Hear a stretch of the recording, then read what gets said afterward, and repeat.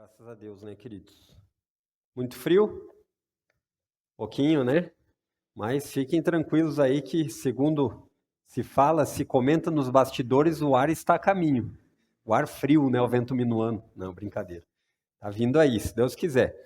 Então, hoje vamos dar sequência aqui naquilo que temos tratado das doutrinas fundamentais, e essa, especialmente, a doutrina a respeito do homem, chamado de antropologia. E o meu desejo, quando eu recapitulo tantas vezes, é para que você possa. Esse é um desafio que eu faço para cada um aqui. Que a partir de cada um desses pontos aqui, que você rapidamente faça, agora quando nós formos ler aquilo que nós já tratamos, que você pense assim: saberia eu explicar numa frase simples ou rápida o que eu estou falando a respeito disso? Por exemplo, questões introdutórias de antropologia. Como eu explicaria isso? Nós revisamos, recapitulamos e sempre estamos voltando. Depois, falamos a respeito da criação.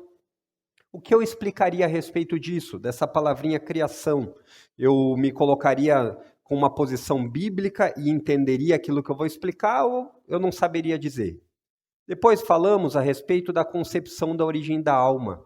Algo que é mais ainda profundo, porque as duas primeiras ali você consegue, de repente, dar uma enroladinha, mas aqui você precisa ter uma base sólida, porque senão você rapidamente fala uma heresia, né? Depois falamos na estrutura do ser humano, a composição do ser humano. Por que isso é importante? Porque aquilo que você entende a respeito disso vai lhe levar a várias conclusões a respeito do corpo, a respeito da sua religião, né? A respeito da sua espiritualidade. Por fim, aqui na semana passada, falamos da condição original. Note que a gente tenta trabalhar em cada quarta-feira de uma forma que uma palestra ela fale por si só, que você possa entendê-la, mas é importante que nenhuma está isolada a ponto de você saber tudo por uma única explicação. O que eu quero dizer com isso? Elas são que nem uma corrente. Embora você pegue um elo de uma corrente, você diga, olha, isso é um elo. A corrente, ela tem, quando você vê ela como um todo, você consegue ver a dimensão, a profundidade, você consegue ver a espessura, a força e tudo mais. Hoje nós vamos tratar a respeito do propósito da criação do homem. Isso é muito legal, está relacionado diretamente com a cosmovisão. Depois falaremos da imagem aqui do homem, a imago Dei, a imagem de Deus no homem, algumas classificações a respeito disso, ou melhor, algumas implicações, e no fim, como é de costume sempre, falaremos sobre alguns venenos, que é aquela ideia de coisas que as pessoas acreditam, nem sempre elas falam isso porque elas são malvadas e querem distorcer a verdade, mas muitas vezes o resultado é o mesmo. Pessoas mal intencionadas fazem uma coisa, pessoas ignorantes fazem outra, mas o resultado final dos dois é inferno. Esse é o problema, né? Então ninguém vai poder ter desculpa dizer assim, mas eu era ignorante. Ignorância não traz absolvição, nem para os dias atuais entre nós homens, muito menos com relação a Deus. Certo? Então, o propósito da criação do homem. Você já parou para pensar a respeito dessa palavra? Quando o pastor Fernando falou a respeito da primeira canção, e na segunda a gente cantou também, da palavrinha sublime. Sempre foi muito importante para a história da igreja, tanto com a nação de Israel como no Novo Testamento, o valor das palavras, do significado das palavras. Não num sentido místico, como hoje a igreja evangélica, infelizmente, está mergulhada, do tipo assim, existem algumas palavras que elas são chaves, elas destravam algumas coisas. Tipo a ideia daquela brincadeira abracadabra. Então, você fala isso. Então, não é isso que eu quero dizer, mas entender as palavras, o que elas carregam, a conotação que elas carregam de ensinamento. Então, quando você pensa a respeito de propósito, o que vem na sua mente? O que você para pensar? Eu nunca pensei nisso. Então, se você fizesse uma análise rápida, talvez você chegasse à seguinte conclusão. Propósito é quase a mesma coisa que objetivo.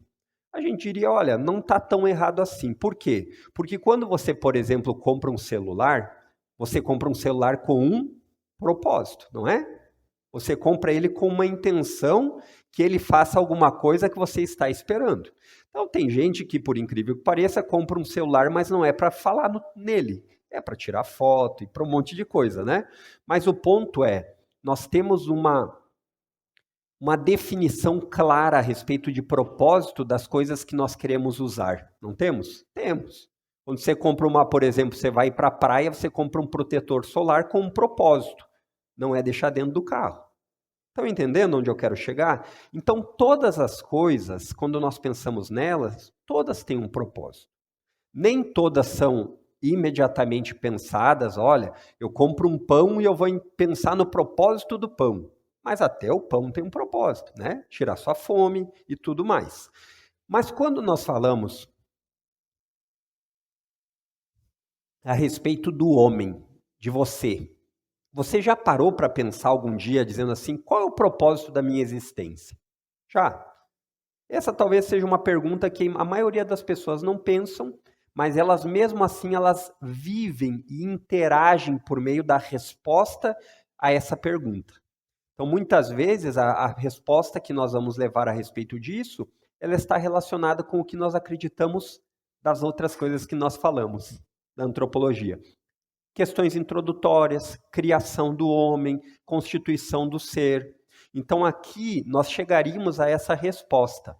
E o que eu quero tratar com vocês, que é importante, é lembrar que quando nós falamos do propósito da criação do homem, é importante ter uma definição bíblica. Por quê? Porque uma vez que nós somos o povo do livro, né? Qual é o lema da reforma protestante? Né? Sola Escritura, Bíblia. Então a Bíblia é a nossa base para aquilo que nós cremos. Olha, a Bíblia me ensina a crer assim, então eu creio. E também da nossa conduta diária. Olha, a Bíblia me dá direções a respeito disso. Então, quando nós falamos do propósito nosso nesse tempo, nessa vida presente, é importante partir da Bíblia. Nós temos trabalhado isso no encontro de jovens a respeito da cosmovisão. Por quê? Porque uma definição bíblica do propósito para o qual nós existimos vai nos dar uma direção e objetivos claros. Uma direção e objetivos corretos da perspectiva bíblica. E saber a intenção para o qual você foi criado é muito importante. É muito importante. Por quê? Porque um celular, embora ele não reaja, né, ele não seja racional, ele não tem essa capacidade que nós não temos dúvida do propósito dele. Né? Hoje é verdade que ele abriu um leque maior, talvez não seja o melhor exemplo, que o celular tem tantas definições, mas você não usaria o celular, pelo menos eu acho que na maior parte das vezes não, como um calço de porta, né? A não ser que você queira trocar de celular e você quer dar indireta para alguém. Senão, você não usaria para isso. E assim é importante saber qual é a intenção do Criador com nós. Qual é o propósito de Deus para o ser humano. Porque enquanto isso não estiver bem claro, nós nunca vamos conseguir atingir a verdadeira alegria. Olha que interessante isso. Nós nunca conseguiremos saber qual é a alegria real que existe enquanto nós não entendermos o propósito que Deus criou, o homem, a criatura. Por que isso? Porque quem cria define o seu propósito. É verdade que nós, seres humanos rebeldes a Deus, tentamos constantemente tirar isso e dizer assim, eu não tenho nenhuma responsabilidade com Deus. Eu nem reconheço que Ele é meu Criador. Mas isso, como nós falamos na quarta-feira passada, não pode ser apagado. Porque a imagem de Deus em nós, ela está intrínseca. Ou seja, você percebe que o ser humano sempre está em busca de preencher um espacinho lá dentro e que ele pode conquistar o que for, mas que enquanto Deus não preencher esse pedacinho, que é o quê? É a maneira que Deus nos fez, adoradores, nós sempre vamos estar procurando e não sendo satisfeitos. Você já parou a pensar nisso? E nisso não só a alegria, mas a plenitude, a satisfação. A gente poderia dizer hoje assim, olha, eu não tenho todos os recursos que eu gostaria, mas eu estou satisfeito. Eu não sou tão bonito como eu gostaria, mas eu estou satisfeito. Por quê? Porque você entende o propósito para o qual você foi criado. Percebeu? Isso é muito simples, mas é tão profundo porque transforma a maneira da gente viver. Então, se isso não estiver claro, nós vamos continuar em direções cada vez mais estranhas, procurando achar o propósito.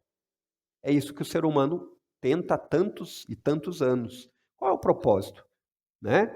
E eu me lembro aqui a respeito disso, talvez o que ficou mais marcado, normalmente quando eu vejo desenhos, eu fico procurando os pilares da cosmovisão, né? Criação, queda, redenção e consumação.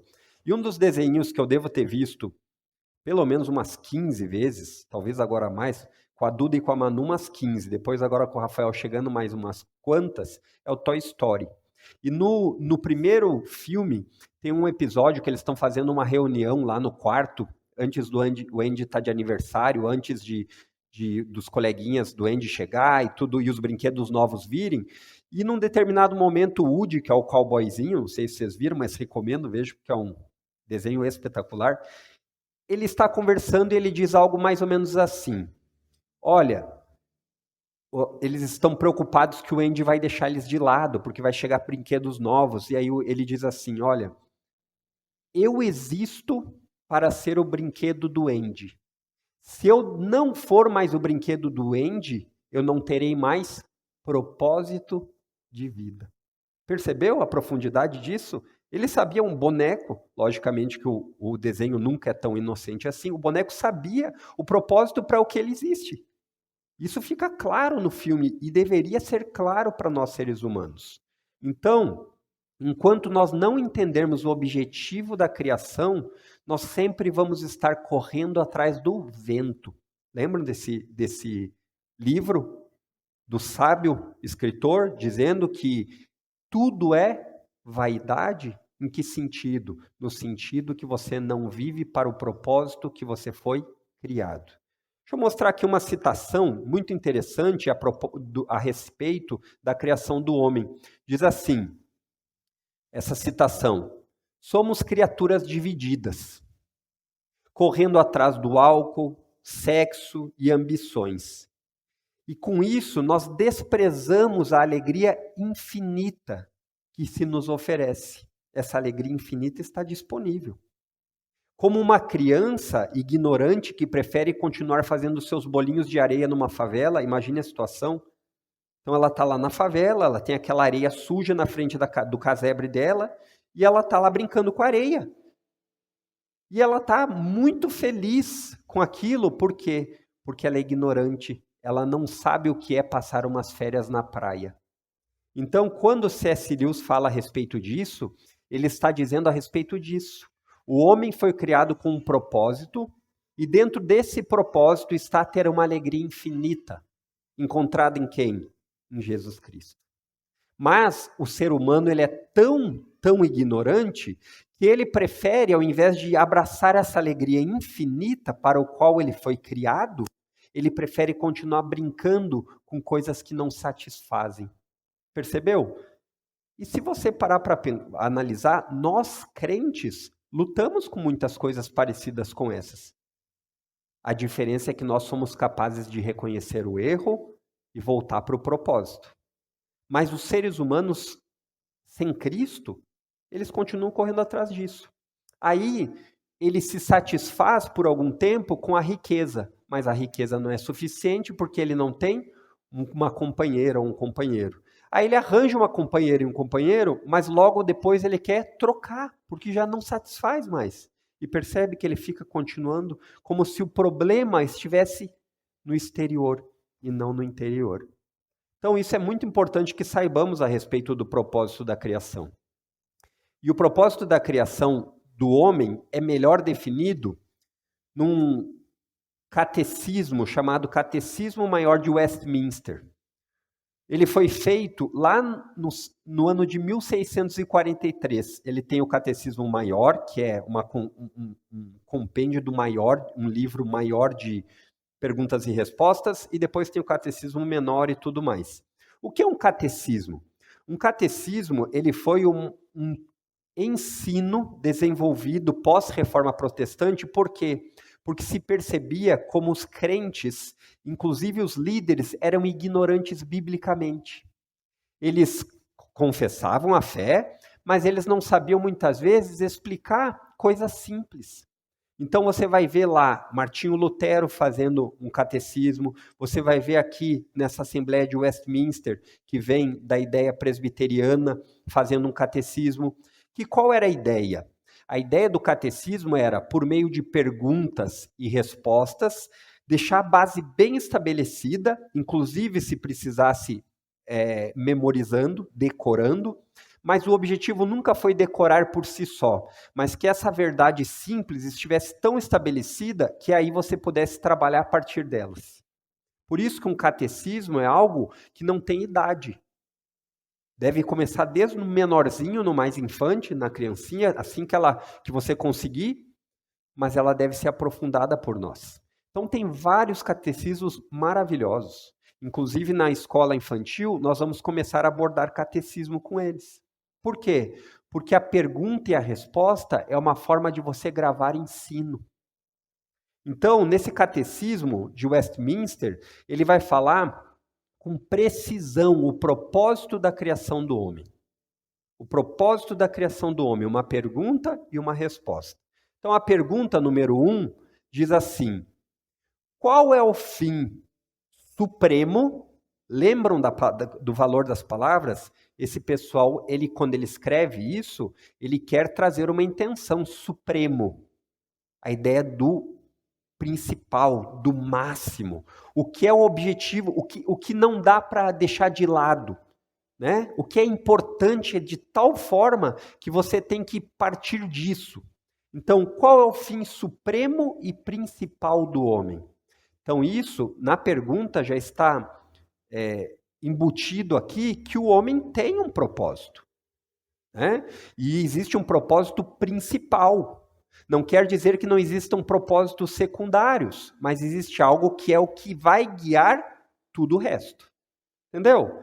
É a ideia aqui de que qual é o fim supremo para qual Deus nos criou? Qual é o fim supremo e principal que o homem criou, que Deus criou o homem? Essa é a pergunta. E a resposta que eles falam, essa é a pergunta número 1, que vai para todo o catecismo.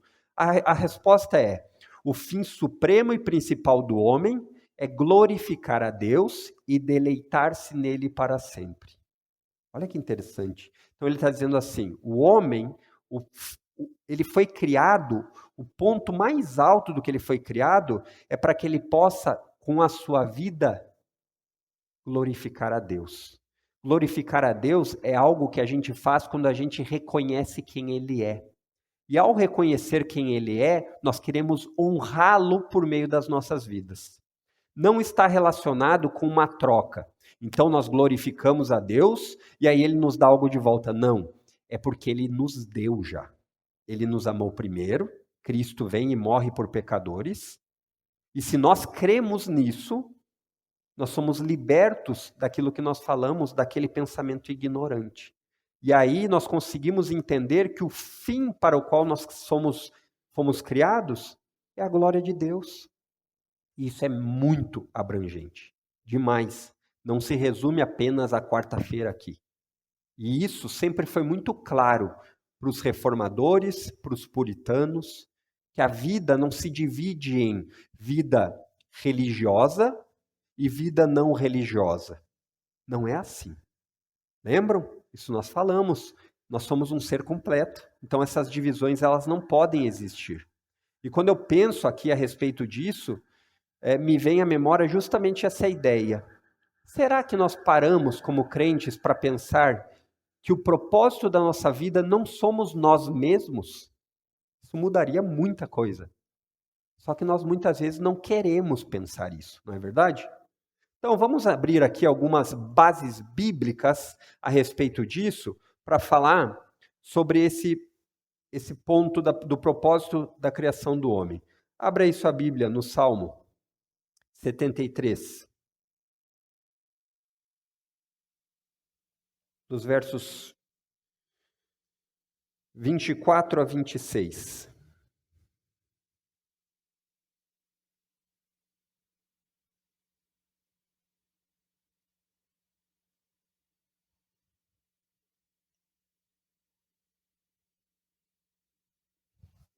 Salmo 73, dos versos 24 a 26.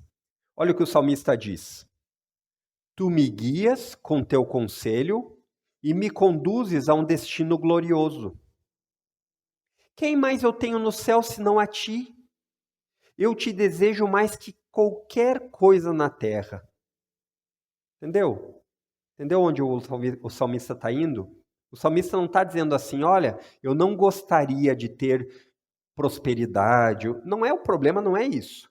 O ponto é que ele diz agora, no verso 26, o que ele entendeu do seu propósito.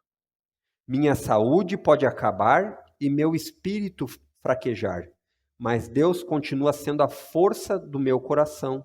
Ele é minha possessão para sempre. A ideia de que Deus é seu, ele dá valor a isso.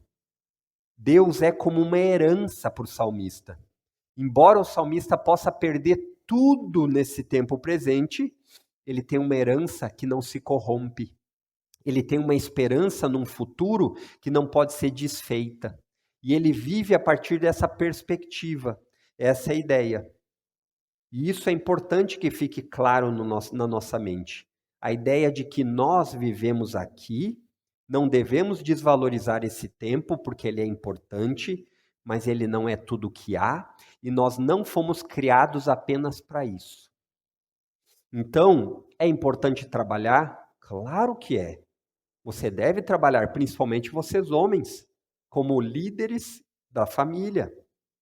Mas se tiver que escolher entre trabalhar e conseguir ter um tempo com a sua família, existem prioridades. Percebe o perigo? Quando nós perdemos de vista o propósito para o qual nós somos criados, nós conseguimos distorcer coisas boas, como um trabalho.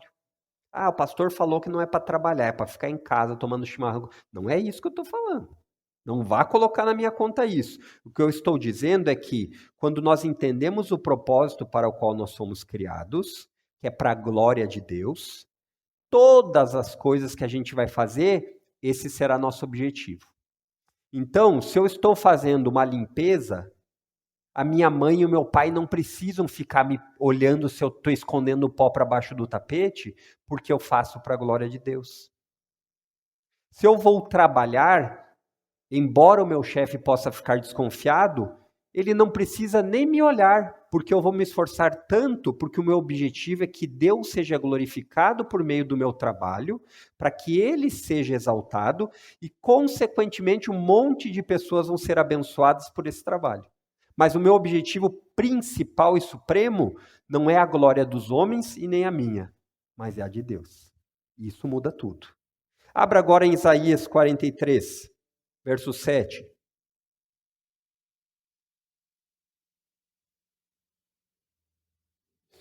Isaías 43, verso 7.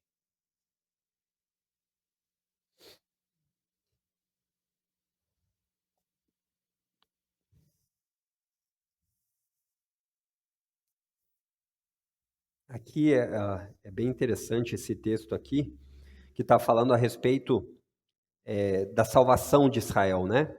Então ele chega aqui no verso 7, e ele diz assim, tragam todos que me reconhecem como seu Deus, pois eu os criei para a minha glória. Tem um objetivo para o meu povo. O meu povo foi criado para a minha glória. Esse é o objetivo supremo e principal. Aí ele diz, fui eu quem os formou. Pule aí agora para o Evangelho de João, capítulo 17.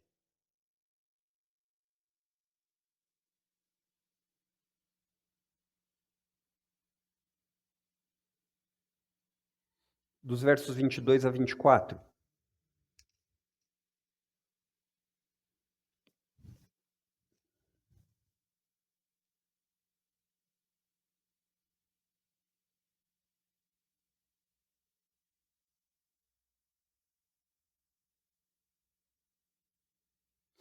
Ele diz assim, eu dei a eles a glória que tu me deste, para que sejam um como nós somos um. Jesus falando. Eu estou neles e tu estás em mim. Que eles experimentem unidade perfeita, para que todo mundo saiba que tu me enviaste e que os amas tanto quanto me amas. Pai, quero que os que me deste estejam comigo onde eu estou. Então eles verão toda a glória que me deste, porque me amaste antes mesmo do princípio do mundo. Pai justo, o mundo não te conhece, mas eu te conheço. E esses discípulos sabem que tu me enviaste. Eu revelei teu nome a eles e continuarei a fazê-lo. Então, teu amor por mim estará neles e eu estarei neles. A ideia de Jesus é de um relacionamento pleno, um relacionamento onde nós sabemos, eu li até o final do verso 25 aqui, do 26, para que você entenda o contexto completo. Jesus está falando de relacionamento. Olha, assim como eu tenho plenitude e alegria no meu relacionamento contigo, Pai, é isso que eu vou dar a eles também. Para que eles possam ter uma alegria não como o mundo dá, passageira, finita e com propósitos que não são a glória de Deus. Essa é a ideia. Então, quando nós começamos aqui nesse tempo, a vida eterna, ela começa no momento que nós cremos, mas ela está ligada intimamente a um relacionamento com Jesus, que começa agora e que vai durar para todo sempre. Essa tem sido uma das minhas orações constantes. Jesus, me deixa ser satisfeito com a alegria que está só em Ti. Porque eu muitas vezes continuo sendo como uma criança brincando com bolinhas de areia na favela e não consigo contemplar a grandeza da Tua glória quando uma dificuldade me vem, quando uma tristeza bate na minha porta. A glória que o Senhor tem, que é incapaz de ser apagada, muitas vezes fica ofuscada por meio da minha incredulidade. Essa é a ideia. Pule lá para Romanos capítulo 11.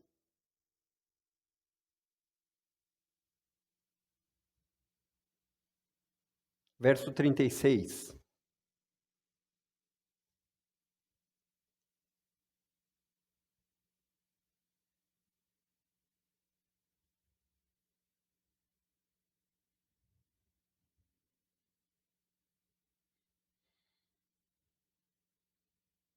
Aqui é interessante que o apóstolo Paulo, ele vai traçar uma série de raciocínios lógicos bem característicos do apóstolo Paulo, que ele vai falar a respeito. Quem sabe como Deus pensa? Ninguém, porque Deus é Deus. Aí ele diz, verso 35, quem pode querer cobrar dele alguma coisa como se não fosse dele que vêm as coisas? Em outras palavras, a ideia, Deus é completamente soberano a ponto de que ninguém pode apontar para ele e dizer assim, mas eu tenho algo que o Senhor precisa, mas eu tenho algo que o Senhor quer muito. Não, ninguém pode dizer isso. E é onde o apóstolo Paulo termina no verso 36, ele diz assim, pois todas as coisas vêm dele, existem por meio dele e são para ele. Então, se você tem recursos financeiros, não se esqueça que antes de você ganhar eles pelo suor do seu esforço, é porque Deus lhe capacitou a suar. Se você é inteligente a ponto de poder ter uma capacidade diferente de outras pessoas, é porque Deus lhe deu com um propósito, não é para sua glória. Então não adianta você ganhar um prêmio Nobel da Paz ou coisa do tipo para sua própria glória. Diante de Deus isso é abominação. E aí ele termina dizendo, porque todas as coisas vêm dele, existem por meio dele e são para ele. A ele seja toda a glória para sempre. Amém. Entendeu? O que o apóstolo Paulo está dizendo aqui nessa doxologia, nessa expressão de louvor dele é nada do que eu tenho é meu, nada do que o universo pode dizer que é belo é dele mesmo, e todas essas coisas, enquanto não entenderem o propósito para o qual foram criados, especialmente o homem, vão continuar infelizes. É o que o apóstolo Paulo fala, o apóstolo Paulo tem clareza. Por isso que você vai ver o apóstolo Paulo falando coisas do tipo, considero que o sofrimento de agora não é nada, comparado com a glória que me há de ser revelada. Porque ele sabe que a glória que ele já experimenta pela união com Cristo é o que mais vale. E se eu pudesse lhe dizer para decorar um dos textos a respeito desse, seria esse último, 1 de Coríntios 10, 31. E espero que você até já saiba esse texto. Mas esse texto, ele é muito importante porque ele quebra por completo essa separação, essa dicotomia de sagrado e secular. Sagrado no sentido, olha, as coisas que forem para a igreja são santas. Então, na igreja tem mais valor, mas em casa não tem tanto, né? Então, assim, ao ponto de chegar algumas ideias bastante equivocadas do tipo, lavar a louça na igreja é glória, lavar a louça em casa é espeto. Pode ter espeto no meio, né? Mas é a mesma coisa, porque a ideia é que você faça tanto um quanto o outro, levando Deus em consideração. Olha o que o apóstolo Paulo fala a respeito disso, está num contexto maior a respeito de comida e liberdade cristã, mas olha o que ele vai usar. Ele vai usar termos, circunstâncias que são tão peculiares do dia a dia que nenhum de nós pode dizer que a gente não faz essas coisas. Ele diz assim, portanto, quer vocês comam, quer bebam, quer façam qualquer outra coisa, façam para a glória de Deus. Então, o apóstolo Paulo aqui, fazendo aqui um comentário em cima do texto aqui, trazendo a ideia de uma parafrase aqui, ele está dizendo assim, olha, se você fizer a coisa mais normal para você, que é comer e beber, das quais você não vive sem, não pare por aí. Na hora que você for estudar, faça para a glória de Deus. Na hora que você for servir, sirva para a glória de Deus. E o pastor Fernando falou muito bem aqui, nós não combinamos, mas muitas vezes essa ideia de algumas coisas que não nos são prazerosas, ela não deveria ser da nossa cosmovisão cristã. Por quê? Porque se você tiver o propósito claro de que você está fazendo para a glória de Deus, ela não é mais pesada. Talvez ela até ainda soe algum esforço, mas você diz assim, no fim eu sei por que eu tenho feito isso. Não é pelo reconhecimento dos homens, mas é para que Deus seja glorificado. Isso faz toda a diferença. Isso faz toda a diferença. Por quê? Porque se nós diariamente lembrarmos disso, a nossa postura diária com os nossos familiares vai ser diferente, com os lugares onde nós temos passado a maior parte do tempo, a maioria eu acho que trabalha. O trabalho, muitas vezes, você passa mais tempo no trabalho que com a sua própria casa. Você já pensou, parou pensar nisso? E você está lá com um propósito. E o propósito é que você glorifique a Deus no trabalho, que você glorifique a Deus na sua casa, que você glorifique a Deus no íntimo do seu quarto com o celular na mão ou sem ele.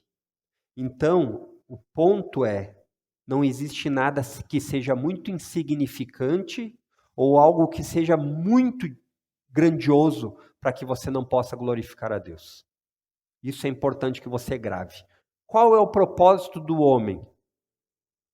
O propósito do homem, o fim supremo é glorificar a Deus com todas as coisas, mas não para nisso. É ter prazer no relacionamento com Deus, é ter desejo de cada vez conhecê-lo mais e desfrutar disso. Talvez a forma mais comparativa que você possa ter são nos laços familiares. Então, por exemplo, eu pelo menos posso lembrar disso. Quando eu quis conquistar a minha esposa, eu queria estar com ela a todo momento. Ainda quero, né? Mas o ponto é que quando você tem clareza no propósito de um relacionamento, você quer conhecer mais. Eu quero saber do que ela gosta, que cor que ela prefere. E se nós somos crentes de verdade, a Bíblia nos diz tudo isso. Como glorificar a Deus com as nossas vidas. Isso é importante que você lembre. Isso vai lhe ajudar muito, porque isso não quer dizer que as coisas serão fáceis. Isso não quer dizer que a partir do que eu disse hoje, amanhã você vai acordar e vai dizer assim, não vou mais sentir frio, porque é para a glória de Deus, então não vou nem me agasalhar. Não é isso, não se trata disso. Se trata de colocar os seus olhos numa perspectiva correta, apesar desse mundo caído. Esse é o ponto. Então, queridos, a conclusão que chegamos é: o ser humano foi criado para ter um relacionamento com Deus. Ele foi criado para isso. Vivendo de uma forma que glorifique a Ele. E na união com Cristo, nós somos capacitados, ou poderíamos dizer recapacitados. Por quê? Porque na queda nós perdemos a capacidade da glória de Deus. Lembram? Romanos 3:23 diz que todos estão destituídos da glória de Deus. É a ideia que nós não somos mais o que deveríamos ser. Mas em Cristo, essa união nos capacita, por meio do Espírito Santo, a poder viver com o entendimento e o propósito certo. Isso não é algo que você deve fazer como um eremita.